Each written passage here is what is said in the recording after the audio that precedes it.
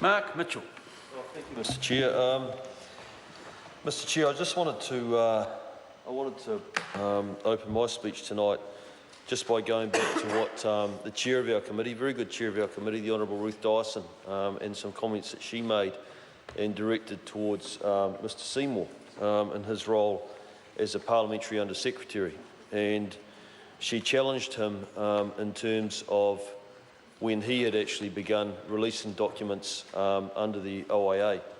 And he came back and he was very clear about the fact that he had signed an agreement with the Minister Parata in December of 2014, and that's when the process had begun. Now, I can, just looking at the documentation that I have, I can confirm that this bill was introduced into the House on the 23rd of July 2015.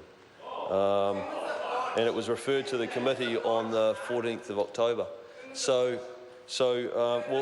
Well, that might be a very good question. If the chair takes a call, that actually might be a very good question for the chair to answer.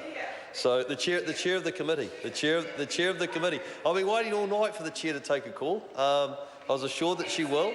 So we'll wait and see.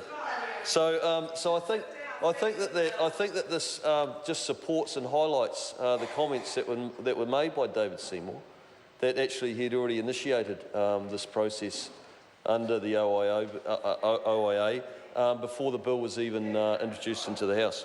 So I just wanted to support him in that. Mr. Chair, I'd be the first to admit that I was a bit cynical when this bill was introduced to the House. Now, no, that was at the start of the process, and I'll explain why I was cynical, because under a Labor government... No, the member's not. The member's not going to explain why he was cynical. What he's going to do now is going back to debating clauses 1 to 4, which we're currently considering. Remember, we had a first reading, a second reading. We've agreed to the principles of the bill. All we're doing now is whether these clauses do the job or not. So I think the clauses will do the job, Mr. Chair. I don't think there's any concern or worry about that at all.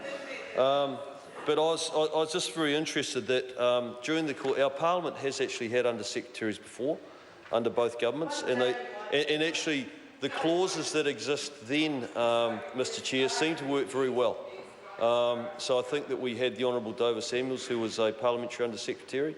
He seemed to operate very well under those clauses, and and so I couldn't see initially what the immediate issue was under the existing clauses, because parliamentary Under-Secretaries had obviously served very well and very transparently under previous governments. Right, member will resume his seat. David Seymour. Oh, sorry. Mr.